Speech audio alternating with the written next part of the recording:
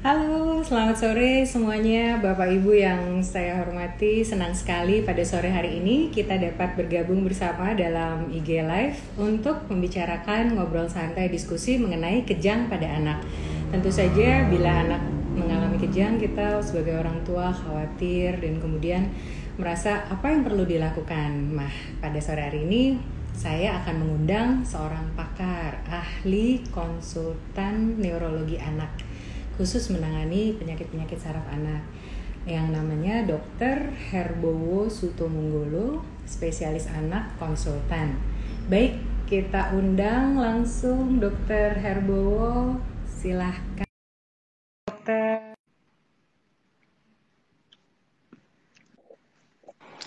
Halo, Ya, halo, selamat sore ya. selamat sore Dr. Herbowo, apa kabar dok? Baik, sehat-sehat kan? Sehat, puji Tuhan. Dokter juga sehat ya semuanya ya. Ya, sehat semua. Oke dok, kita lihat nih udah banyak nih yang bergabung. Terima kasih banyak sebelumnya untuk moms, teman-teman maupun bapak ibu semua yang telah bergabung. Boleh kita mulai ya dokter ya pembahasan Ya, kejang pada silakan. anak sore ini. Baik dok, kita Ya, mulai dari pertama mengenai definisi dokter. Apa yang dimaksud dengan kejang itu sendiri? eh, kejang, yang pasti semua harus, yang penting harus diingat ya. Sebetulnya kejang itu bukan itu loh. Kejang itu sebenarnya bukan penyakit. Kejang itu suatu manifestasi, jadi suatu keadaan di mana dia itu ya. Jadi otak itu sebenarnya secara mudahnya, otaknya itu sebenarnya kelihatannya bekerja sendiri. Jadi definisinya sebenarnya suatu manifestasi akibat cetusan listrik yang berlebihan di otak. Jadi sebetulnya di otak kita tuh ada cetusan listrik sehingga kita bisa mikir, bisa gerak, bisa segala macam. Nah, masalahnya adalah cetusan listrik yang berlebihan. Gara-gara cetusan listrik yang berlebihan, jadi dia kerja aja sendiri. Karena kerja sendiri, terjadi manifestasi. Jadi terjadi suatu timbul keadaan yang namanya kejang. Masalahnya nggak seperti kayak orang-orang pikir manifestasinya, orang selalu pikir bentuknya gerakan ya. Tapi ternyata bentuknya bisa betul gerakan, jadi motorik, bisa sensorik, kerasa geli, kerasa sakit, kerasa pusing, atau bentuknya otonom. Otonom tuh tiba-tiba ngompol mendadak, tiba-tiba keringat dingin mendadak, gitu. Dan ada beberapa yang kayak penjelasannya kita nggak bisa jelaskan, misalnya manifestasinya tiba-tiba dia deja vu. Jadi aneh ya, ada yang kejang tiba-tiba kok kayaknya udah pernah ngalamin, kok kayaknya udah pernah ngalamin. Tapi jangan dibalik, bukan Hmm, berarti semua deja vu pasti kejang ya, jangan gitu. Enggak, ini cuma dia iya. salah satu bentuk kejangnya gitu. Iya dok, kadang-kadang juga ya, kejang itu bisa bukan hanya berbentuk kayak apa kelojotan misalnya gitu ya dok ya, tapi ada juga yang Ya, bengong terus diem aja kayak orang lagi staring atau merenung sesuatu itu juga bisa termasuk kejang ya dokter ya dalam definisi kejang ya. betul bisa karena kejang sendiri kan dibagi ada dua bentuk sebenarnya kan. Ada yang bentuknya kejang umum, ada yang kejang vokal. Nah, kalau kejang umum yang mungkin beberapa sudah tahu bahwa bentuknya pasti yang seluruh badan lah, yang suka kita sudah bayangin lah, tiba-tiba anaknya kelojotan. Yang kayak orang-orang udah bayangin, yang suka oh tiba-tiba jatuh di jalan, kelojotan gitu. Itu namanya kejang umum. Kalau kejang vokal ya cuma vokal tuh artinya sebelah. Ya, jadi cuma sebelah Vokal. aja. Atau ya seperti kayak dokter Frida tadi sudah sebutkan. Jadi ya bentuknya cuma kadang-kadang cuma bengong aja. Yang paling sering tuh bentuknya sebenarnya bengong sambil ngunyah-ngunyah sih. Jadi kalau Oh dia gitu bengong terus ya. ngunyah gitu tanpa sebab ya itu salah satu bentuk ininya sih, salah satu bentuk kejang. Jadi hati-hati ya Hmm, kalau anaknya suka gitu. bengong-bengong sambil ngunyah-ngunyah gitu ya dokter ya. Betul. Itu bisa menjadi salah satu bentuk Hati-hati. kejang. Baik dokter, kita curious nih pengen tahu gimana sih cara membedakan ini kejang apa bukan ya.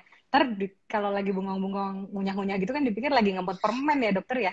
Gimana nih bedainnya Iya. sama kejang atau bukan? Mm-mm. Jadi hampir semua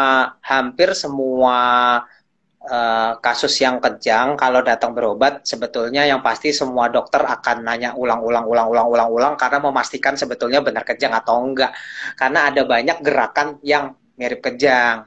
Jadi sebetulnya kalau di penelitian aja dibilang bahwa ini ada di luar negeri nih ya, ada klinik yang memang klinik epilepsi, klinik untuk khusus kejang, itu aja ternyata 30-40% kasus bisa miss bahwa ternyata dia bukan kejang dan diobatin sebagai kejang. Jadi terbayang gitu ya, bahwa banyak banget. Nah, tentu harus bedain, orang tua harus bedain. Nomor satu sih, kalau kejang, otomatis nomor satu harusnya nggak sadar ya.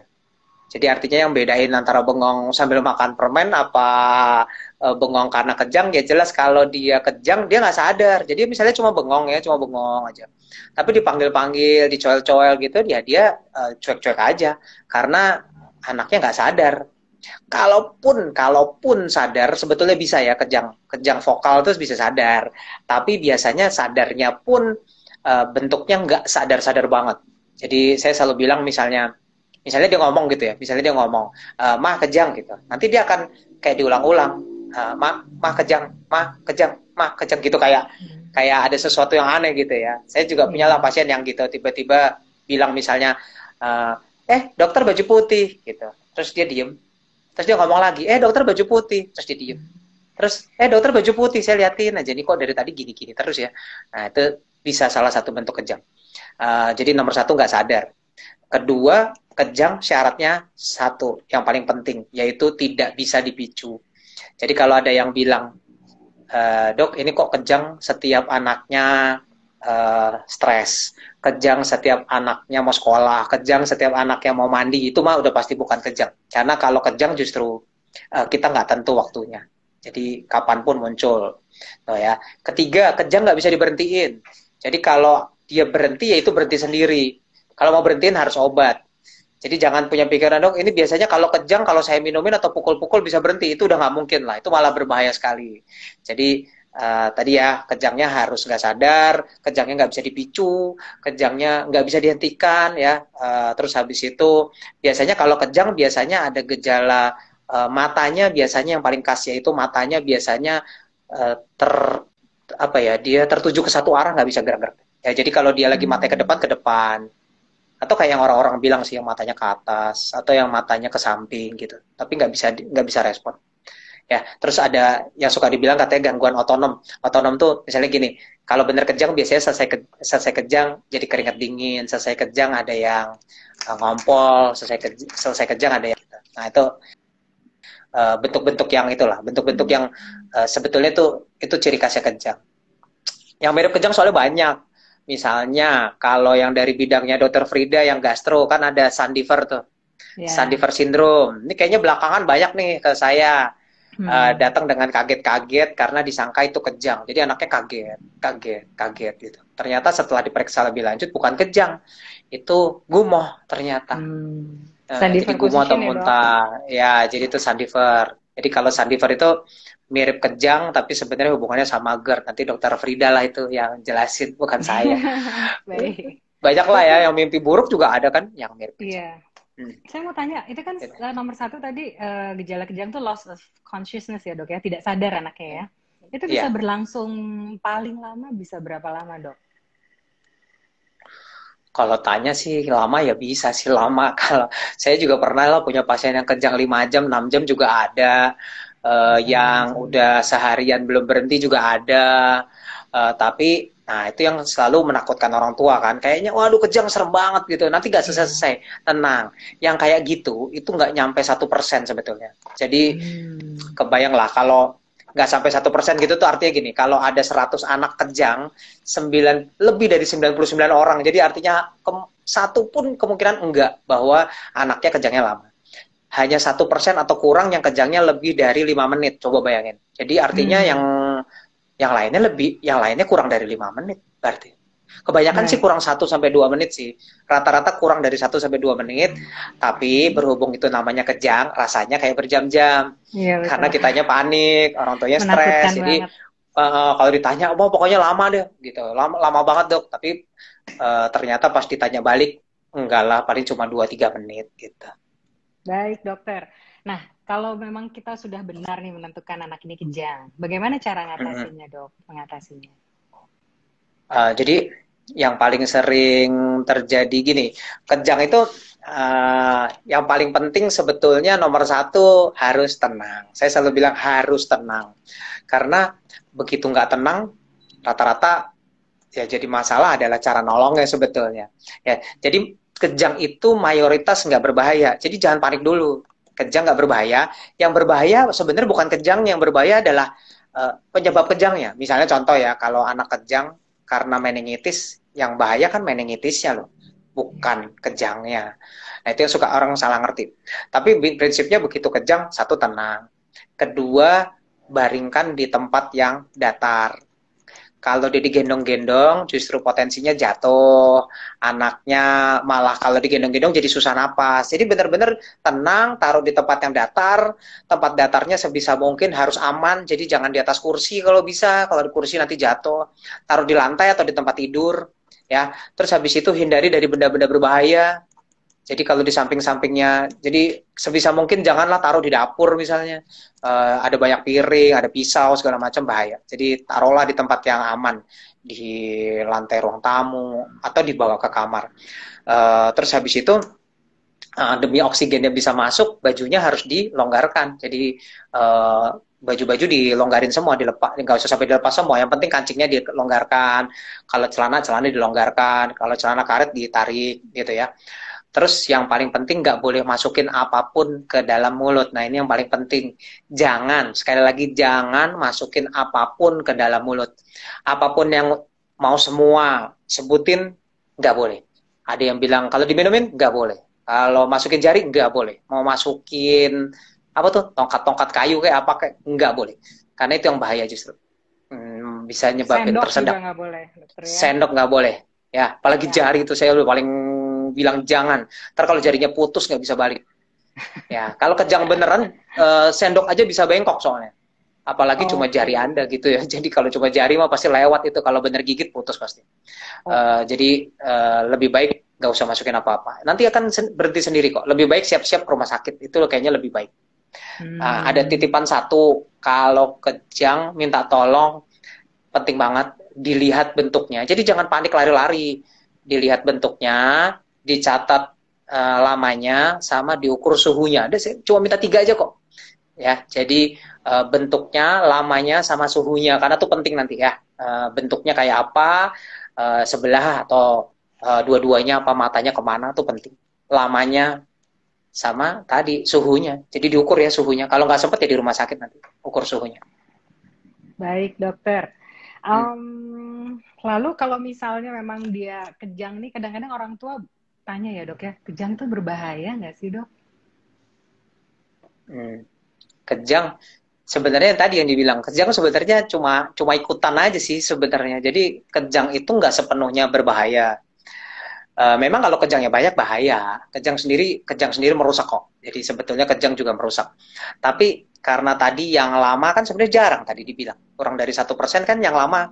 Kejang kan yang merusak kejang yang berulang atau kejang yang lama. Gitu. Jadi kalau misalnya kejangnya cuma sebentar lah, berapa detik gak bahaya. Tapi kalau misalnya cuma sebentar, misalnya contoh ya, cuma sebentar kejangnya. Tapi kejangnya disebabkan karena anaknya dehidrasi misalnya. Misalnya anaknya diare, dehidrasi, terus kejang. Itu berbahaya loh, walaupun hanya berapa detik.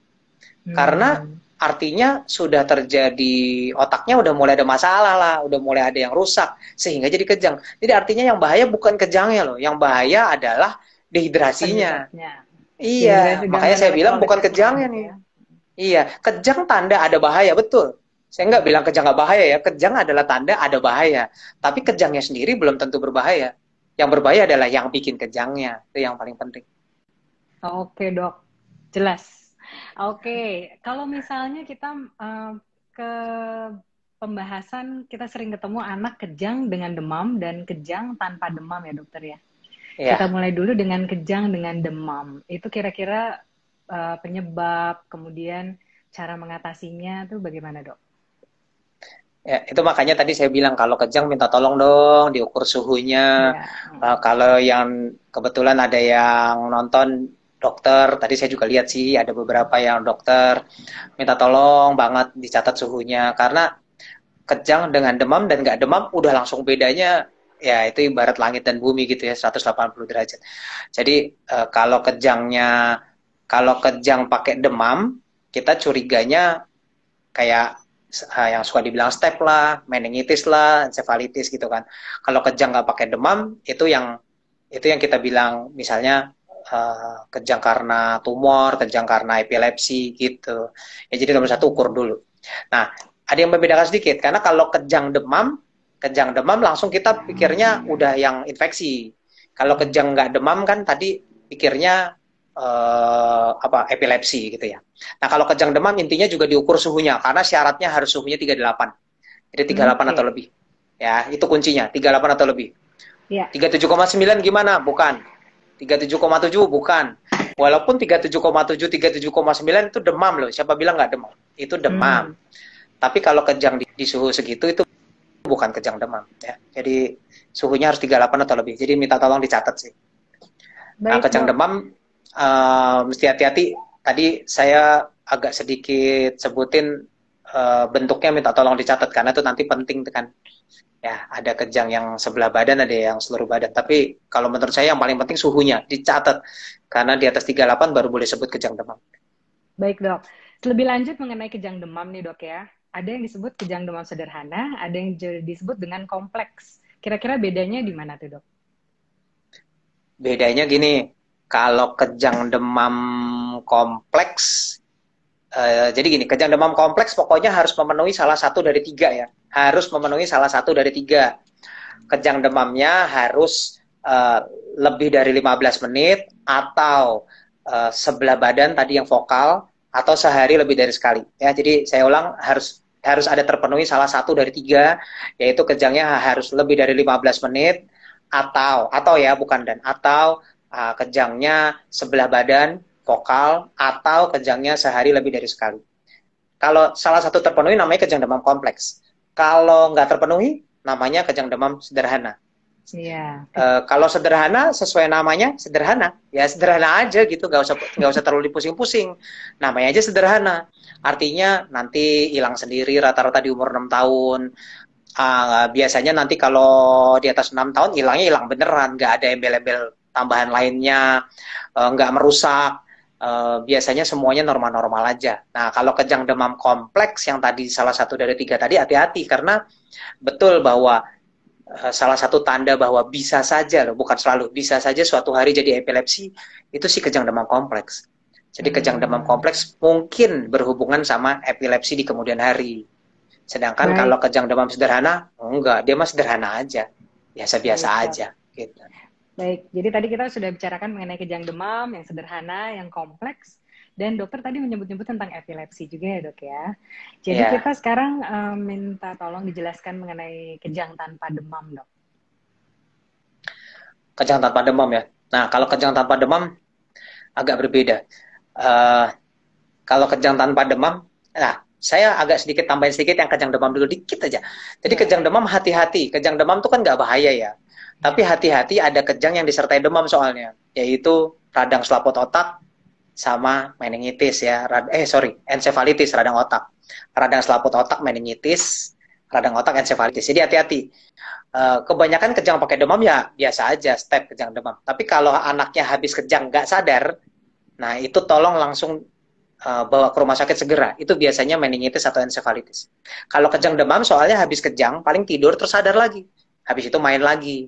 Sedangkan kalau meningitis atau encephalitis habis kejang dia nggak sadar atau ada kelumpuhan ya. Jadi kalau ada kejang yang demam terus habis demam kejang terus nggak sadar atau ada kelumpuhan, nah itu tolong dong, itu dibawa, itu bahaya.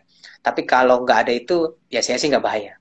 Nah kalau kejang tanpa demam nih, kejang tanpa demam banyak sebabnya. Kalau begitu ada anak kejang nggak pakai demam, kita harus cari dulu ada sesuatu yang aneh nggak, misalnya habis diare, habis muntah-muntah nggak, habis kecelakaan nggak gitu. Kalau habis diare, muntah-muntah bisa karena dehidrasi, itu kan nggak pakai demam. Terus kalau dia habis kecelakaan misalnya, itu ada gegar otak atau perdarahan otak, itu juga nggak ada demam, tiba-tiba kejang. Ya jadi biasanya kalau ada kejang nggak pakai demam, kita pastiin dulu ada Ada sesuatu yang terjadi nggak sebelumnya? Nah kalau nggak ada nih, nggak ada. Jadi nggak ada sebabnya kok, nggak kenapa-napa, tiba-tiba kejang, lagi main kejang, lagi tidur kejang. Nah itu baru kita bicarakan tentang epilepsi. Ya, jadi epilepsi harus kejang tanpa sebab apa-apa, harus 2 kali, jaraknya harus lebih dari 24 jam. Jadi kejang pertama ke kejang kedua harus lebih dari 24 jam. Kalau terpenuhi baru boleh bilang itu epilepsi. Nah, habis itu baru kita cari kenapa dia jadi epilepsi. Ya, Baik gitu. dokter, Jadi sebelum harus kita tanpa jawab sebab dulu. pertanyaan, Ya, harus tanpa sebab dulu ya kejangnya kalau epilepsi ya dok ya. ya nggak Baik, boleh habis sebelum diare, nggak boleh kita muntah-muntah. Baik, kelihatannya sih udah ada beberapa pertanyaan yang masuk, tapi sebelum kita menjawab, saya ingin dokter menjelaskan sekilas mengenai penanganan kejang dulu ya dokter ya. Penanganannya bagaimana sih yang bisa dilakukan di rumah oleh orang tua? Itu tadi yang kita udah sempat bahas ya. Nomor satu, tenang. Pokoknya tenang dulu. Saya selalu cerita dulu, saya pernah udah jadi dokter anak loh. Pas orang kejang di nolongin orang kejang di sebuah acara gitu ya. Uh, Ternyata panik juga sih. Ternyata sempat panik juga. Sempat saya angkat, didudukkan di kursi roda. Coba didudukkan di kursi roda, mestinya nggak boleh mestinya. Kalau dia didudukkan, jadi justru malah dia nggak bisa napas kan sebetulnya. Jadi satu, tenang. Kalau nggak tenang salah, pasti nanti semua yang kita lakukan berantakan. Tenang, taruh di tempat yang datar, hindarin dari benda-benda berbahaya, longgarin baju-bajunya, karena butuh oksigen. Pastiin yang nonton nggak usah banyak-banyak. Dah, itu yang penting juga tuh. Yang nonton nggak usah banyak-banyak, bukan tontonan. Ya, bukan tontonan. Jadi yang nonton jangan banyak-banyak supaya udaranya bisa banyak. Kalau orang yang nonton banyak, oksigennya habis tuh dihirup sama yang nonton. Nah, terus habis itu, baru habis itu kita tunggu sampai kejangnya selesai. Jangan masukin apa-apa ke mulut ya. Apa-apa ke dalam mulut, oke dokter. Betul. Kalau kebetulan ada yang ada di mulut, minta tolong dikeluarin ya.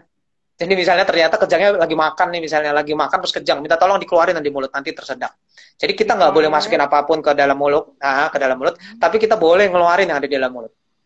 Kalau bisa, kalau manuver, kalau ya, bisa. ya. Kalau bisa loh, kalau udah ngunci, giginya udah ngatup ya nggak bisa. Ya, baik dok. Maksud saya selain tips-tips penanganan tadi, obat-obat medikamentosa maksudnya bagi orang tua yang memang anaknya sudah pernah mengalami kejang demam sederhana maupun kejang demam yang kompleks maupun yang kejang tanpa demam dok. Obat-obat apa yang perlu dipersiapkan. Namun tentunya kan memang ini under supervisinya dari dokter anak atau dokter spesialis anak konsultan saraf ya. Cuma sebagai garis besar, apa sih medikamentosa yang perlu disiapkan di rumah dok? Karena mayoritas kejang itu berhenti sendiri, jadi kalau yang belum pernah kejang anaknya, di rumah, nggak usah siapin apa-apa. Banyak orang yang suka minta-minta siapin inilah itulah, nanti saya takut anak saya kejang, dokternya juga resepin lagi gitu. Nggak perlu. Kalau belum pernah kejang nggak perlu ya. Kejang demam aja cuma 10%, jadi 9 orang nggak apa-apa, 1 orang doang kan yang kejang, jadi nggak usah takut. Kalau udah pernah kejang baru boleh disiapin obat kejang. Nah, kalau lagi kejang boleh dimasukkan obat diazepam yang dari pantat, yang warnanya kuning. Ya, jadi orang tua yang udah pernah anaknya kejang pasti tahu lah. Ya, sorry namanya Stesolid. Ya, jadi merek, sorry nyebutin, habis cuma ada 1 merek. Itu orang tua harus pegang, karena kalau udah pernah kejang sekali, kita harus curiga bahwa mungkin mau ada yang 2 kali, atau mungkin ada yang ketiga. Jadi selalu punya obat kejang yang dari pantat itu.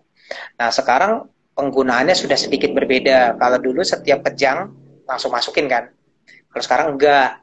Kalau kejangnya seluruh badan, ya kita masukin si diazepam yang dari pantat tadi kalau udah lebih dari 3 menit. Jadi kalau 3 menit nggak selesai-selesai, baru masukin. Nggak perlu buru-buru. Karena ternyata sampai 5 menit, oksigennya masih cukup kok. Jadi 3 menit boleh masukin. Kalau kejang yang bengong doang, kan ada yang kejangnya bengong doang, bengong, ngunyah-ngunyah. Nah itu boleh tunggu 30 menit. Baru masukin diazepam dari pantat. Karena yang kejang bengong sambil ngunyah-ngunyah, dia napas biasa. Dia napasnya nggak terganggu. Makanya dia nggak kurang oksigen. Karena nggak kurang oksigen, santai aja. Dia nggak akan perlu kita buru-buru berhentiin. Ya. Nah, tapi kalau dia ternyata udah pernah punya kejang yang kejangnya step lah. Misalnya kejangnya kejang demam. Kalau kejang demam udah berulang, nah nanti biasanya dokternya suka ngasih diazepam yang sirup tuh. Kan kalau diazepam yang dari pantat tadi berhentiin kejang. Nah, kalau udah kejangnya berulang-ulang, biasanya dokter akan resepin diazepam yang sirup buat kejang demam. Sedangkan kalau buat yang epilepsi ada obat kejang tersendiri sih. Epilepsi kan minum obatnya beda. Gitu. Lama, Baik, cukup Dok. lama. Hmm. Baik, terima kasih. Jadi kalau kejang, pokoknya mesti pastikan dulu lihat anak itu bisa bernafas dengan baik atau tidak, dan lihat Hmm. jalur oksigenasi ke otaknya aman apa tidak ya dokter ya. Jadi Hmm. nggak Hmm. perlu Hmm. panik, kita lihat dulu anaknya bisa bernafas atau tidak seperti biasa. Baik dok, Ya. kita mulai dengan pertanyaan pertama ya dok, dari attendee. Halo Mam Sofi Nisa, terima kasih ya pertanyaannya. Ini ada pertanyaan dok, anak saya usia 30 bulan atau 2,5 tahun. Dulu diagnosisnya epilepsi vokal. Insya Allah 4 bulan lagi tuntas berobat. Yang ingin ditanyakan, apakah setelah tuntas berobat sudah bisa dipastikan sembuh dok? Jadi gini konsepnya dulu deh. Obat kejang pada dasarnya nggak pernah menyembuhkan. Mungkin fakta ini kayaknya mengejutkan buat orang-orang maupun buat yang nanya kali ya. Karena selama ini paradigmanya kalau minum obat itu buat nyembuhin. Enggak sama sekali. Obat itu nggak nyembuhin sebetulnya, tapi obat itu menyetop kejangnya. Nah, dengan menyetop kejangnya, si otak bisa memperbaiki dirinya. Kan ada yang namanya plastisitas otak ya. Plastisitas otak tuh bagian sehat akan ngambil alih bagian yang sakit. Kalau bagian otak yang sehat udah bisa ngambil bagian alih otak yang sakit, si otak yang sakit nggak kerja kan. Nah kalau udah nggak kerja, ya dia nggak bikin kejang lagi. Begitu obatnya di stop, ya udah dia nggak kejang lagi. Jadi si obat itu sebenarnya cuma nyetop bagian yang rusak supaya nggak kejang, sehingga bagian yang sehat, yang bagian sehat bisa ngambil alih, itu aja. Nah sekarang pertanyaannya, kalau udah diminum 2 tahun, udah sanggup belum nih yang sehat ngambil alih? Nah itu nggak ada yang bisa jawab. Jadi begitu begitu obatnya sudah selesai, apakah si sehat sudah bisa ngambil alih yang sakit? Nggak ada yang tahu. Taunya gimana? Taunya dites dengan cara obatnya diturunin pelan-pelan. Itu nanti yang namanya tapering off. Ya, jadi nanti kalau udah 2 tahun minum obat, bukan langsung di stop, biasanya diturunin pelan-pelan, bertahap. Nah, diturunin pelan-pelan, pelan-pelan. Kalau udah sampai selesai ya, biasanya antara 1 sampai 6 bulan. Begitu selesai, nggak minum obat, nggak kejang tuh. Oh ya berarti udah sembuh. Berarti bagian yang sehat udah mampu ngambil bagian yang sakit. Kalau diturunin kejang lagi ya berarti bagian yang sehat belum mampu ngambil alih. Ya minta maaf harus dilanjutkan lagi. Dilanjutkan Lanjut lagi minum lagi. sampai kira-kira berapa lama tuh dok sambil diobservasi? Tergantung, tapi rata-rata hampir semua literatur bilang 6 bulan sampai setahun tambahannya. 6 bulan sampai Ada satu beberapa dokter tahun. yang 3 bulan, ada beberapa dokter 3 bulan, tapi rata-rata tergantung sama kejangnya kayak apa sih. Kalau ternyata begitu diturunin banyak banget, ya biasanya sih setahun. Baik. Setelah misalnya nih type off 6 bulan, setahun, terus dia benar-benar nggak ada gejala kejang lagi ya dok ya. Apakah bisa diyakinkan kalau nantinya tidak mengalami kejang lagi anak tersebut dok? Nggak bisa juga, karena Nggak bisa juga ya. nggak bisa, karena otak itu gini, otak itu salah satu yang nggak punya regenerasi, itu yang jadi masalah. Otak tidak mampu regenerasi. Di badan kita yang nggak ada regenerasi kan cuma otak memang. Artinya kalau rusak ya udah rusak. Makanya Tuhan ciptain plastisitas tadi, daerah yang sehat ngambil alih bagian yang sakit tetap sakit, nggak bisa diapa-apa. Nah kalau suatu waktu entah kenapa si sakit bekerja lagi, dia kejang lagi, itu yang jadi masalah. Makanya kadang-kadang ada yang begitu masuk pubertas, dia kejang lagi. Karena mungkin pada saat pubertas, sel-sel otak yang tadinya udah nggak aktif, diaktifin lagi. Karena kan butuh sel otak yang lebih banyak. Dia kejang lagi. Bisa loh, bukan selalu. Jadi kapanpun dia aktif lagi ya bisa. Yang penting kita selalu ingetin pola hidupnya harus dijaga yang baik. Jangan kurang tidur, jangan kurang makan, jangan kurang minum, kebanyakan jangan nonton gadget. ya gadget, TV, ya itu salah satu yang suka bikin kejang soalnya. Jadi hati-hati. Baik dok, kita ke pertanyaan selanjutnya ya. Ini dari Mbak Ria Bramanto, Mbak saya yang paling saya sayangi. Dok, bukannya sendok untuk jaga ganjel supaya nggak tergigit lidahnya ya dok saat kejang? Ya, itu zaman dulu memang dipakai begitu sih. Tapi kenyataannya begini, kalau anak kejang itu kalau gigit itu ada di detik pertama. Jadi jangan lu bayangin dia kejang mangap-mangap dulu, terus tiba-tiba setelah sekian lama gigit. Sehingga kita sempat masukin tangan, nggak bisa. Sempat masukin sendok, nggak bisa. Jadi kalau benar kejang, kejang yang gigit itu nggak nyampe 0,5%. Jadi artinya juaranya minta ampun kejang yang gigit. Ya, jadi jarang banget kejang gigit. Satu. Kedua, kalau dia gigit itu ada di detik pertama. Jadi kalau ada detik pertama gigit gini, kira-kira gimana masukin sendoknya? Orang udah gigit kok, ya kan? Begitu mulai langsung cet gigit. Terus mau masukin sendok, dan itu yang terjadi sering. Begitu udah gigit, paksa masuk sendok, akhirnya giginya patah, akhirnya keselak gigi. Ya, itu udah kejadian berkali-kali itu ketemu, keselak gigi lah, giginya pada patah gara-gara dipaksa. Dan itu Malah menimbulkan masalah baru ya. betul, itu bisa menyebabkan kematian. Tadi saya bilang, saya pernah punya pasien yang kejang 5-6 jam, itu nggak meninggal-meninggal loh. Karena kejang jarang banget loh bisa bikin meninggal. Ya, kejang jarang sekali bikin meninggal. Tapi keselak gigi bisa langsung meninggal. Itu sih nggak usah tunggu lama-lama, bisa bahaya sekali. Iya, Ya, betul, jadi ya. nggak usah masuk-masukin apa-apa lah ke mulut. Baik, kemudian kita lihat lagi ya dok, pertanyaan Ya. selanjutnya dari Oma Liv. Dok, anak saya lahir prematur 30 minggu. Sekarang usia kronologis 3 bulan. Kemarin sempat kejang, didiagnosis epilepsi dari hasil EEG. Saat ini mendapat pengobatan dengan merek dagang Tegretol. Apakah ada efek sampingnya ya dokter ya? Terhadap bayi prematur yang sekarang usia 3 bulan ini. Kalau ditanya efek obat mungkin ya, maksudnya efek samping obat. Tapi gini, konsepnya sederhana dulu. Semua obat ada efek sampingnya. Mau minum cuma paracetamol, mau cuma minum vitamin, bisa-bisa aja ada efek sampingnya. Artinya semua obat ada efek sampingnya. Tapi perlu diingat bahwa efek sampingnya obat-obatan rata-rata tidak permanen. Ya, jadi kalaupun ada, nggak permanen. Misalnya contoh, Tegretol itu salah satu yang efek sampingnya suka muntah-muntah tuh. Jadi efek sampingnya suka muntah-muntah. Bisa gangguan hati nggak? Bisa gangguan hati. Tapi konsepnya sederhana. Kalau dia disetop obatnya, misalnya ternyata bener lah terjadi. Ternyata benar terjadi muntah-muntah misalnya. Nah, kalau obatnya disetop ya muntahnya hilang, udah gitu doang. Jadi nggak usah takut. Kalau benar efek sampingnya muncul, ya udah disetop obatnya. Kita cari ganti yang lain. Tapi kenapa saya tahu kenapa dokternya pilih Tegretol atau Carbamazepine, karena ini pasti kejangnya kejang vokal namanya, kejang sebelah. Karena kejang sebelah yang terbaik emang Carbamazepine, karena orang tuanya pasti mikir kan, kalau ada yang lain yang nggak bikin efek samping, kenapa harus pakai obat Tegretol? Kan ada yang lain gitu. Nggak, tenang, semua obat bisa ada efek sampingnya. Jadi mau pilih yang mana aja sama aja, bisa ada efek samping. Yang penting diawasin, jangan minum obat sembarangan. Kalau minum obat ya jamnya yang benar. Kalau emang 2 kali sehari, jam 8 pagi, 8 malam. 8 pagi, 8 malam, jangan sembarangan. Jangan 8 pagi, 2 siang. Itu yang suka bikin jadi efek sampingnya muncul, karena ada yang terlalu deket. Ya, jadi minum yang baik, jangan putus-putus, jam yang benar, rata-rata efek samping nggak muncul kok. Baik dokter. Kita berlanjut ke Ibu Sofi Nisa lagi ya. Tadi Ibu udah bertanya nomor 1, kelihatannya dia tertarik banget nih soal kejang. Ibu bertanya, apakah kejang berpengaruh terhadap perkembangan atau kecerdasan otak anak ya dok?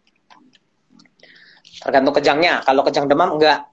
Kalau kejang demam nggak pernah ngerusak. Tapi cuma kejang demam doang yang nggak ngerusak. Kalau yang lain iya. Jadi epilepsi kalau didiamin lama-lama mengganggu intelijensi. Kalau kejang karena dehidrasi itu juga sama. Kejang karena meningitis, itu lebih parah lagi. Itu meningitisnya yang merusak sama sekali. Tapi kalau kejang, ya betul. Tapi kalau kejang demam, enggak. Kalau kejang demam mah biasa-biasa aja. Saya aja kejang demam waktu kecil biasa-biasa aja tuh. Masih jadi dokter anak. Banget ya. Iya. Iya, masih di sini lagi. Ya kan?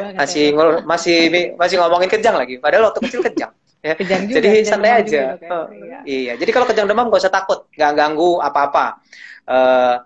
Pastiin bahwa kita bisa pastikan bahwa kejang demam nggak bikin apa-apa kok. Jadi nggak usah takut, jangan sampai stres-stres, nggak usah dipikirin sampai jauh-jauh. Kejang demam biasa-biasa aja. Apalagi yang kejang demam sederhana, tadi udah dibilang kan, sederhana, nggak ada apa-apa.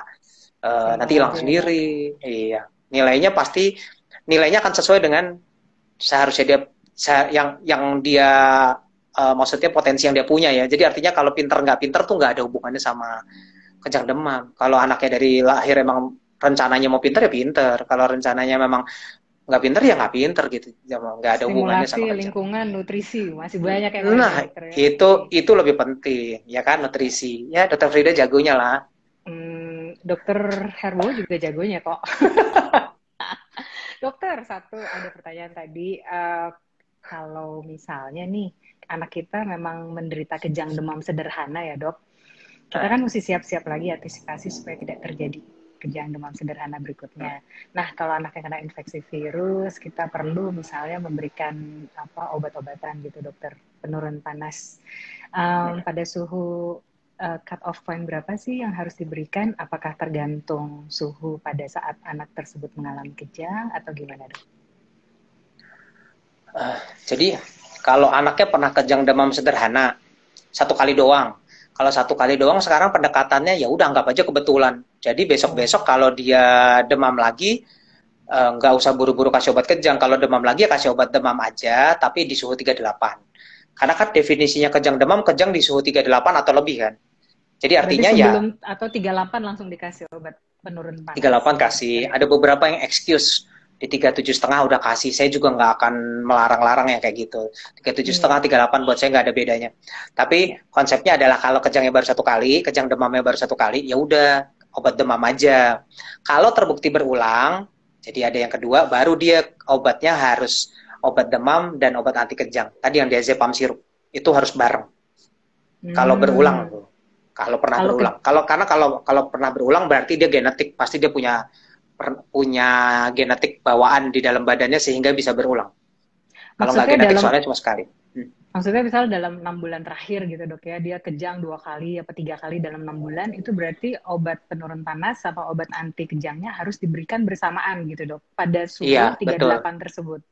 Betul. Dua-duanya dikasih bareng. Yang suka kecolongan gini, banyak yang suka udah dikasih obat kejang. Terus pas dia panas misalnya panas 40 lah. 40, dia takut nih ngasih obat kejangnya. Jadi dia ngasih obat demamnya dulu. Panasnya 40, terus dikasih obat demam. Kalau nggak turun, dia pikir baru mau kasih si diazepam sirupnya. Telat, udah keburu kejang. Hmm. Karena Jadi dikasih kalau obat demam, belum tentu turun loh. Ya kan? hmm, Misalnya dia 40, turun jadi 39. Bisa kejang nggak? Bisa dong. Kan kejang demam definisinya di atas 38. ya. Iya kan? Jadi artinya dia mau 40 kan mau 39 bisa kejang juga. Makanya nggak ada obat demam apapun, tidak ada satupun obat demam yang bisa mencegah kejang. Itu nggak ada. Kalau emang dia pernah kejang udah berulang, ya obatnya obat kejang, bukan obat demam. Tapi minumnya bareng sama obat demam. Baik dok, infonya bermanfaat banget. Oke, kita lanjut ke pertanyaan berikutnya dari Mam Yeklinda. Selamat sore dokter, kadang anak saya bisa tiba-tiba diam, bibirnya pucat, lama-lama membiru, terus badannya lemas. Apa itu dinamakan spasma? Apakah itu yang dinamakan spasma atau kejang ya dok? Apa beda spasme dan kejang? Anak saya sudah didiagnosis epilepsi. Itu kejang itu. Kalau spasme tuh sebenarnya begini, kalau spasme artinya cuma kaku ya. Spasme artinya kaku, tapi di definisi yang baru ada kejangnya bentuknya spasme. Gitu. Ada sekarang kategori yang baru, kejang bentuknya spasme. Jadi dia cuma biasanya tangannya ke atas gini. Tapi itu biasanya kecil aja. Jadi tangannya ke atas. Kalau kejang tangannya ke atas. Gitu, tangannya ke atas. Itu ada spasme. Tapi kalau dia nggak ada apa-apa, misalnya nih, anaknya kalau lagi marah badannya dikakuin semua, itu namanya spasme. Yang suka kita bilang Hmm, spastis itu, ya kan? Kalau ya. spastis pas dia kakuin namanya spasme. Jadi spasme tuh ya mengkakukan otot. Tapi kalau tadi ceritanya itu yang tiba-tiba diem, pucet, biru, itu mah pasti kejang lah itu. Jadi artinya kalau memang udah minum obat gejala itu masih ada, minta tolong dong kalau kontrol bilang ke dokternya, ini dosisnya mau dinaikin apa enggak gitu. Karena kita ngobatin sampai nol loh kejangnya, bukan sampai berkurang. Pokoknya sampai nggak Ya. ada, ya bukan berkurang. Ya, jadi untuk jawaban Mam Yeklinda tadi, anaknya tuh memang udah termasuk kejang ya dokter ya, Iya. dan bukan spasme, dan anak tersebut memang sebelumnya sudah epilepsi. Jadi kalau misalnya sudah mendapat obat terapi anti epilepsi, tapi masih ada episode seperti yang tadi diceritakan, mungkin dosisnya bisa dinaikkan atau dikombinasikan dengan yang lain gitu ya dok ya. Betul, Oke, betul. terima kasih dokter. Oke, selanjutnya kita menjawab pertanyaan Ibu Ewin Misel. Anakku kejang demam sederhana, mulai di atas 6 tahun, Dok. Sudah 2 kali. Jaraknya 1 tahun lalu kejang lagi. Apakah bisa sembuh total? Dan kita-kita di usia berapa akan berhenti kejangnya, Dok? Oke, menurut saya diagnosanya, minta maaf ya, diagnosanya menurut saya nggak tepat. Karena kejang demam cuma sampai umur 5 tahun. Begitu kejangnya di atas itu, namanya diagnosanya kejang demam plus. Nah, kejang demam plus lain nih sama kejang demam. Jadi, apalagi ini, kok kejang pertama umur 6 tahun, itu aja sebenarnya sudah cukup ada yang aneh menurut saya. Jadi, begitu seorang anak kejangnya di atas umur 6 tahun kayak begini, itu namanya kejang demam plus. Mau kejangnya mulai dari umur 2 tahun, kayak 3 tahun, tapi kalau dia di atas 5 tahun masih kejang, namanya kejang demam plus. Kejang demam plus hati-hati, karena erat hubungannya sama epilepsi. Bukan selalu loh, tapi erat hubungannya sama epilepsi. Jadi kalau kejang demam di atas umur 6 tahun, kejang pertama di atas umur 6 tahun, menurut saya ada yang aneh, dan sebaiknya di EEG sih. Ya, jadi diperiksa EEG, EEG itu direkam otaknya, pasangin kabel-kabel. Untuk lihat, kalau ternyata dia di EEG memang dia ada gelombang kejangnya, berarti sebenarnya epilepsi sebetulnya, bukan kejang demam. Karena gini, kejang demam ada kejang demam plus yang di atas umur 6 tahun nggak selesai gitu ya. Ada betul, yang kejang demam plus yang sebenarnya dia di umur 6 tahun nggak selesai. Jadi dia masih kejang. Tapi biasanya di umur setahun, 2 tahun, 3 tahun dia kejang terus, banyak kejangnya. Setahun kejang 4 kali, umur 3 tahun kejang lagi 3 kali. Jadi kejangnya banyak. Nah kalau kejangnya banyak, kadang-kadang di umur 6 tahun nggak selesai. Namanya kejang demam plus. Tapi kalau kejang demam plusnya pertama kali keluar umur 6 tahun, menurut saya ada yang aneh sih. Itu perlu Iya, cek Dok. lengkap itu, terutama EEG. Ya, Baik, itu yang jadi saya memang bilang agak aneh. ya, kejang demam plus kalau di atas 6 tahun perlu Hmm, pemeriksaan EEG atau elektroensefalografi, perlu ke dokter saraf anak ya, Dok, untuk lebih lanjutnya. Baik, pasti. kita lanjut ke Ibu Masihol Novita. Dok, anak saya 2 kali KDK. Dari hasil EEG, hasilnya normal. Saat ini terapi valproic acid selama 1 tahun. Apakah terapi ini sudah tepat untuk mengobati epilepsi anak saya, Dok? Terima kasih. Hmm, jadi bingung. Tadi bilangnya pertama KDK, terakhir epilepsi. Ya agak-agak Iya, bingung. KDK. Tapi kalau lihat dia diobatinnya setahun, maksudnya KDK itu mestinya, kejang demam kompleks. Kejang demam kompleks ada yang diobatin setahun, betul. Obatnya betul itu, diobatinnya setahun. Tapi nggak semua kejang demam kompleks diobatin selama setahun. Yang diobatin itu hanya yang kejangnya lebih dari 15 menit, kejangnya atau ya, ini atau kejang lebih dari 15 menit, atau kejangnya sebelah badan, atau anaknya ada gangguan saraf sebelum atau sesudah kejang. Jadi misalnya sebelum kejang dia udah cerebral palsy, sebelum kejang dia udah terlambat perkembangannya, itu juga salah satu yang diobatin setahun. Sama ini dipertimbangkan kalau kejangnya pernah sehari lebih dari sekali. Jadi tadi yang harus diobatin sebetulnya cuma kalau kejang lebih dari 15 menit, kejangnya vokal atau sebelah badan, sama kalau sebelum atau sesudah kejang ada kelainan. Jadi kalau sebelum kejang ada kelainan, itu diobatin juga setahun, atau sesudah kejang ada kelainan, misalnya habis kejang kok jadi lumpuh-lumpuh ya, itu juga diobatin setahun. Nah, jadi cuma 3 itu yang diobatin. Yang keempat, kalau dia sehari lebih dari sekali, dipertimbangkan. Walaupun sekarang udah agak mau ditinggalin itu. Yang 3 tadi Baik, tetap dimin. baik Dok. Sorry, saya revisi sedikit. Memang ini anaknya didiagnosis dengan KDK, Dok. Tidak, bukan Oh dengan gitu. epilepsi. Ya, jadi memang Ya, dengan KDK udah jelas ya, Dok ya, dengan hasil ya. EEG-nya normal. Jadi Obatnya sudah tepat. betul. Apalagi EEG-nya normal. Kejang demam kompleks EEG-nya normal. Kalau kejang demam tapi EEG-nya nggak normal, ya harusnya namanya epilepsi. Tapi saya selalu bilang kejang demam sebenarnya emang nggak usah di EEG sih. Karena selama dia masih kejang demam, ya namanya kejang demam bukan jadi epilepsi. Epilepsi kan harus kejang nggak pakai demam. Kecuali yang tadi yang 6 tahun ya. Yang 6 tahun tadi ceritanya beda. Karena kejangnya di atas umur 6 tuh lain cerita. Udah nggak masuk kejang demam biasa soalnya. Kita bilangnya kejang demam plus ya, Dok. Ya, itu cerita yang berbeda. Baik, kita lanjut dengan pertanyaan Ibu dari Ibu Yeklinda lagi ya. Dok, gimana kejang kalau pas lagi makan dan ada nasi dalam mulutnya? Mungkin tadi udah sempat dijelaskan ya, Dok, kalau memang harus dikeluarkan atau kalau perlu kita korek gitu ya ibunya ya dok ya. Mungkin Ya, dokter ada dimiringin tambahan ya, kalau badannya dimiringin. dimiringin. Nah, betul. Miringin, keluarin yang di dalam mulut. Kecuali Ya, gigit. Kalau udah gigit ya nggak usah dikeluarin, udah nggak bisa apa-apa kita. Yang pasti ya miringin aja terus, biar nggak keselak. Cuma itu aja, kalau ada yang di dalam mulut. miringin. Ya, terus pastikan jalan nafasnya juga baik ya dokter ya. Jadi kalau miringin, Iya, jangan terlalu banyak orang berkeliling di sekitarnya. Lalu posisikan kepalanya lebih tinggi dari perut kelihatannya dokter ya, supaya tidak ada aliran balik seperti itu. betul. Cuma kalau Oh, kelihatannya mungkin kalau lagi kejang nggak susah ya. Tapi yang pasti kita minta kalau benar ada sesuatu di dalam mulut atau dia muntah, sebaiknya miringin aja deh. Dimiringin rata-rata udah agak sulit kok untuk balik ke sana.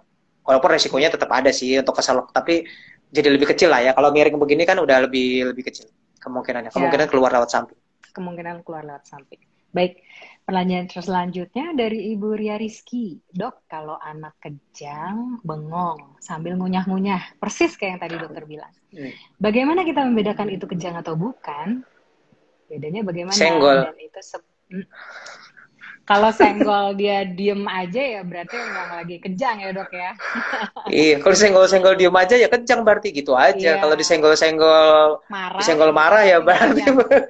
berarti bukan kejang, tinggal gitu aja. Apalagi kalau disenggol terus nyenggol balik ya dok, berarti definitely bukan Iya, kejang. iya. Lagi Dan pula kalau kejang sambil ngunyah kan nggak sambil makan mestinya. Kalau dia kejang sambil ngunyah, dia ngunyah-ngunyah doang kok. Nggak sambil makan, dia ngunyah-ngunyah aja. Jadi kita bingung, ini nggak makan kok ngunyah-ngunyah. Gitu. baik, Yang penting mah penyebabnya senggol.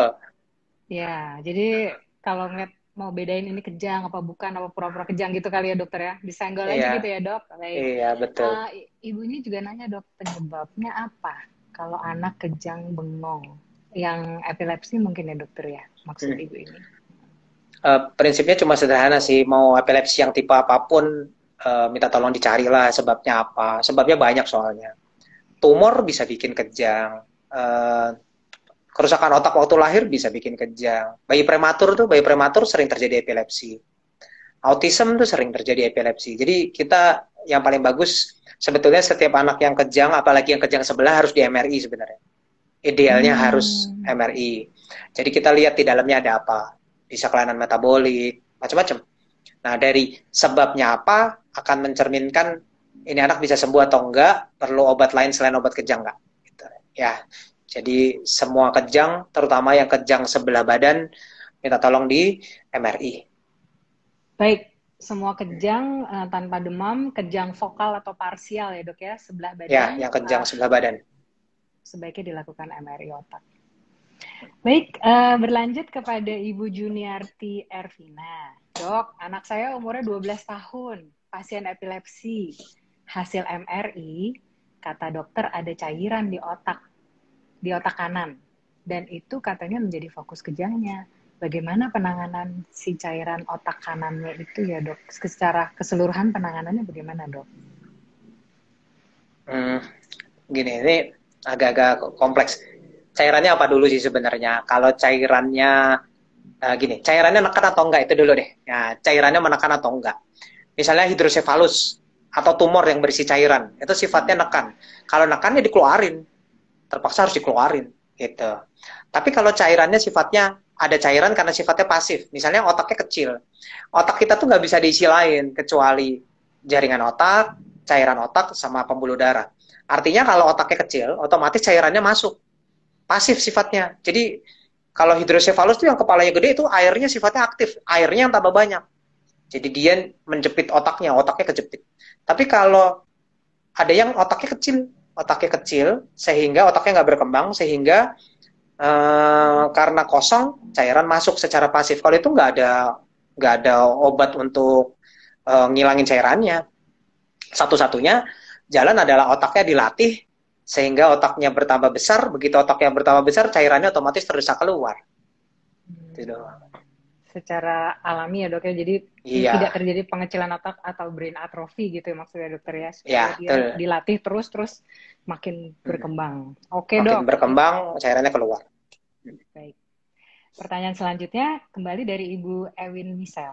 Dok, anakku yang kejang memang susah makan dok, sementara schoolnya full day. Kayaknya nih agak curhat dari ibunya ya dok ya. Yang kejang ini memang susah makan, sementara waktu sekolahnya tuh panjang ya. Jadi memang harus kalau ini saya boleh bantu jawab ya Bu Ewin, misal ya anaknya kejang, susah makan, tentu saja kita sebagai orang tua harus tetap menyediakan makanan sesuai dengan jam-jamnya dan porsinya boleh sedikit-sedikit tapi lebih sering untuk memastikan pada saat istirahat makan, istirahat sekolah, anaknya masih bisa makan dengan baik dan snack yang berprotein tinggi atau cukup kalori tinggi juga. Maksudnya dalam waktu dia yang pendek bisa makan makanan yang snack padat gizi dengan protein gizi. Mungkin itu yang saya bisa bantu ya buat Bu Ewin bisa. Oke, selanjutnya. Itu soal makan itu tambah dikit ya. Kalau soal makan tuh penting loh. Salah satu pencetus kejang, maksudnya gini, bukan penyebab loh. Penyebab kejang kan tadi otaknya ada sesuatu. Pencetus yang misalnya udah tahu epilepsi, kok suka kambuh, salah satunya kurang makan. Itu beneran penelitiannya ada. Jadi artinya kalau udah tahu makannya, hati-hati gitu. Sering terjadi, kok kejangnya masih banyak ya? Ternyata cuma gara-gara anaknya kurang makan terus. Jadi hati-hati ya. Makannya harus dibetulin. Kalau enggak nanti keluhannya kok kejangnya nggak sembuh-sembuh ya. Karena dia kurang makan jadi kambuh terus. Obatnya jadi nggak efektif. Gitu. Dan coba dilihat dulu sih merek obatnya. Karena ada merek-merek obat yang membuat anaknya nggak nafsu makan. Misalnya kayak topi ramat gitu ya. Topi ramat itu emang gak nafsu makan. Jadi coba tanya dokternya lagi, dok ini obatnya bikin gak nafsu makan nggak gitu. Kalau ternyata iya emang obatnya bikin gak nafsu makan, terus gizinya terganggu ya cari ganti lah obatnya, jangan diterusin yang itu. Karena masih banyak senjata-senjata pamungkas atau obat-obat anti epilepsi yang lain ya dok ya yang bisa iya, betul. yang tidak menyebabkan anaknya sulit makan. Betul. Oke, baik dok. Masih ada beberapa pertanyaan, sedangkan kayaknya waktu live tinggal 8 menit lagi, dokter. Dari Ibu Esther bertanya, dok, salah satu orang tua ada riwayat epilepsi. Apakah dapat menurun kepada anak? Riwayat anak pernah kejang demam kompleks, tapi sudah tuntas minum obat setahun lalu dan tidak. Oh, begini dok, jadi ibunya bertanya, kalau soal salah satu orang tua ada riwayat epilepsi, berapa chance atau kemungkinan anak juga mengalami epilepsi? Itu dulu dok yang pertama. Kemungkinannya 4 kali lipat dibandingkan anak lain. Jadi kalau orang tuanya ada yang epilepsi, anaknya kemungkinan ada 4 kali lipat lebih tinggi dibanding anak-anak yang orang tuanya nggak ada apa-apa terus tiba-tiba kena epilepsi gitu ya. Jadi ya 4 kali lipat lumayan sih, cukup tinggi ada. Tapi bukan berarti 4 kali lipat berarti pasti epilepsi loh, belum tentu. Tapi kalau dia apalagi ya, kalau waktu orang tuanya ada epilepsi, kan berarti anaknya punya kemungkinan 4 kali lipat ya. Ternyata anaknya kejang demam kompleks nih. Nah, kalau menurut saya hati-hati. Saya nggak bilang pasti juga, tapi tolong hati-hati. Kalau dia pastiin kalau kejang tolong diukur dong suhunya. Karena kan yang membedakan epilepsi sama enggak cuma ada di suhunya. Kalau di bawah 38 namanya epilepsi. Kalau di atas 38 namanya kejang demam. Cuma gitu doang loh. Jadi tolong suhunya dicatat yang baik kalau kejang. Terus nanti lihat lagi tuh di atas 5 tahun masih suka muncul nggak? Kalau di atas 5 tahun suka muncul, betul mungkin mau jadi epilepsi. Karena kan orang tuanya ada bakat epilepsi. Tapi kalau ditanya pasti atau enggak, ya nggak pasti. Cuma kemungkinannya lebih tinggi aja. Iya, memang puji Tuhan anaknya ada riwayat pernah kejang demam kompleks ya dok. Tapi ya kan tadi kan dibilang Kak Dika. Udah tuntas dan sekarang tidak ada kambuh lagi. Baik, satu pertanyaan atau 2 pertanyaan lagi ya dokter ya. Iya, banyak kayaknya. Iya. Dari penggemar dokter Frida banyak soalnya. Kayaknya penggemar dokter Herbowo kali ini. Dokter, kalau demam 39 derajat, apa boleh langsung dikasih obat dari dubur tanpa harus ke dokter? Obat dari dubur, maksudnya obat demam nih. Obat demam yang dari dubur, itu pada dasarnya gunanya adalah kalau nggak bisa minum obat. Jadi misalnya lagi muntah-muntah, misalnya lagi nggak sadar misalnya. Ya itu boleh-boleh aja. Tapi pada dasarnya obat yang dari pantat maupun yang diminum sebetulnya bedanya cuma kecepatannya aja. Tapi kemampuannya sama. Artinya kalau ada yang bilang dikasih obat minum nggak turun, kalau dikasih obat yang dari pantat turun, sebetulnya nggak tepat juga. Cuma lebih cepat aja. Bedanya di waktunya saja. Toh mau yang mana aja, mau yang dari pantat, mau yang dari minum, dua-duanya nggak bisa mencegah kejang. Itu yang mesti dicatat, mau dari pantat, mau yang dari minum, dua-duanya nggak bisa mencegah kejang. Tidak ada satupun obat demam yang bisa mencegah kejang. Yang bisa mencegah kejang, ya obat kejang. Jadi sebenarnya mau masuk dari pantat, mau diminum sama aja. Kalau emang dia punya bakat kejang demam, ya tetap aja bisa kambuh. Jadi buat saya sih Tuh. sama aja. Ya, Dengan setuju siapin yang dok. minum, ya Betul. kan? Jadi kalau yang pantat itu kalau anaknya nggak bisa minum, muntah-muntah atau ada kontraindikasi minum, baru kita masukkan obat supositoria atau penurun demam dari dubur. Ya, Oke dok. saya selalu bilang gini nih, satu lagi, kalau emang bener suka masukin obat dari pantat ke anaknya gitu ya, nah, orang tuanya suruh coba sendiri dulu lah gitu. Nanti baru tahu tuh gak enaknya, ya. Jadi anaknya nanti stres, ya Ya, depresi dia dimasukin obat dari pantat trauma. mulu, beneran serius trauma. Iya Jadi betul. ayo dong, nggak usah masukin yang gitu terus. Juga buat para dokter juga, ya ayo dong, jangan membiasakan untuk nurutin kata orang tua bahwa saya maunya dari pantat aja, saya mau dari pantat aja terus kita turutin. Karena sebenarnya nggak ada hubungannya, nggak mencegah kejang juga. Gitu. Ya, Yang penting orang setuju tua harus dokter. ngerti ya gunanya Baik. obat itu. Baik dok, pertanyaan terakhir ya dok. Sebelumnya saya juga Hmm. mohon maaf pada para attendee, mungkin nggak semuanya bisa dijawab pada pertemuan kali ini. Semoga dokter Herbo berkenan untuk mengadakan lagi ya dok ya penjelasan untuk yang belum terjawab. Baik, pertanyaan terakhir dok dari Ibu Mariance, seorang Mauli. Sore dokter, anak aku di suhu 37,5 sudah kejang. Itu pun sudah sehabis pemberian paracetamol. Usianya saat itu 6,5 tahun dan sudah di EEG hasilnya normal.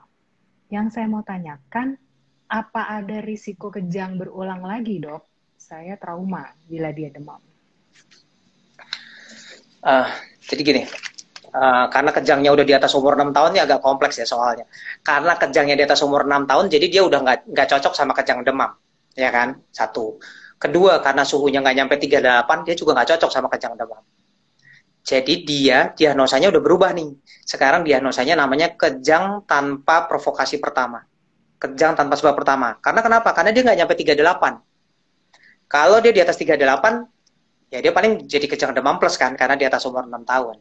Tapi karena dia di atas umur 6 tahun, udah nggak cocok kejang demam, ternyata juga nggak demam.